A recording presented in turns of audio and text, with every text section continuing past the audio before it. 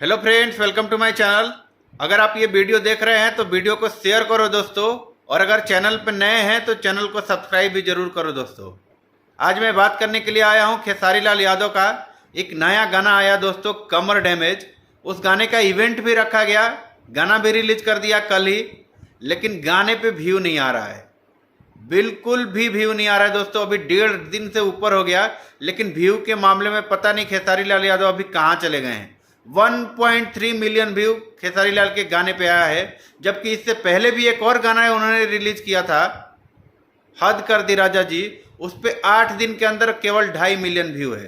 तो खेसारी लाल यादव कहीं ना कहीं अभी दिन पे दिन उनका जो ग्राफ है दोस्तों वो डाउन होते जा रहा है।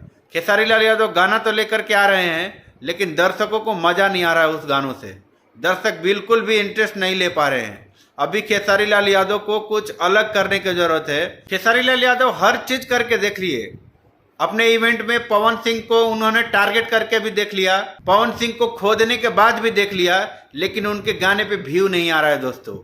खेसारी लाल यादव का ग्राफ काफी डाउन है अभी, क्योंकि Khesari Lal Yadav 100 million, 200 million, 500 million के लिए जाने जाते हैं, लेकिन खेसारी लाल यादव का लास्ट 6 महीने में ऐसा कोई भी गाना अभी आप उठा करके देख लीजिए वो 100 मिलियन के पार नहीं जा पाया है।